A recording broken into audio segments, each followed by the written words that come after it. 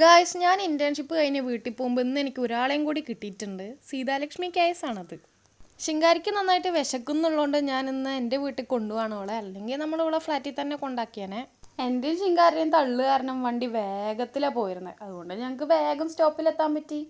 അങ്ങനെ നമ്മൾ ബസ് ഇറങ്ങി നടക്കുകയാണ്. ഇതാണ് സീതാലക്ഷ്മി. സീതാലക്ഷ്മീൻ്റെ ഫോൺ നിലത്ത് വീണ് പൊട്ടിപ്പോയി. അതുകൊണ്ട് സീതാലക്ഷ്മിക്ക് ഏതോ ഒരു പഴയ ഫോൺ കൊടുത്തേക്കാണ്. അപ്പോൾ ഇതാണ് ശിങ്കാരിയുടെ ഫോൺ. ശിങ്കാരിക്ക് ഈ പ്രായത്തിൽ ഇതൊക്കെ മതി.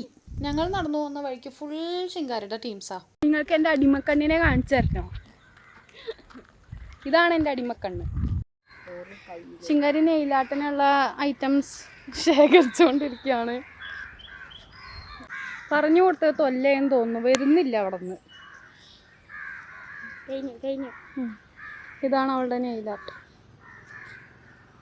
ഫോറിൻ കാറും ഡോളർ നോട്ടും കൊണ്ട് മാടി വിളിച്ചാൽ കൂട്ടിന് വരുമോ നീ? കൂട്ടിന് എന്നെ കിട്ടില്ലല്ലോ.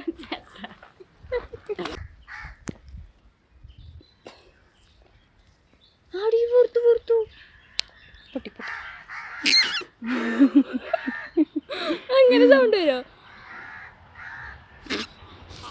അങ്ങനെ ഞങ്ങൾ പാട്ടും കൂത്തും നെയിലാട്ടൊക്കെ കഴിഞ്ഞ് നടന്നു പോകുമ്പോഴാണ് ഒരു നല്ല മണം വന്നത്. നല്ല ചായൻ്റെയും ബിസ്ക്കറ്റിൻ്റെയും മണമൊക്കെ വരുന്നുണ്ട്. വീടെത്താനായിട്ടുണ്ട്. അങ്ങനെ ഞങ്ങൾ നടന്ന് വീടെത്തിയിട്ടുണ്ട്. ഇനി ഞങ്ങൾ പോയിട്ട് ചായയും ബിസ്ക്കറ്റും കഴിക്കട്ടെ. എന്നാൽ ഓക്കെ, ബൈ.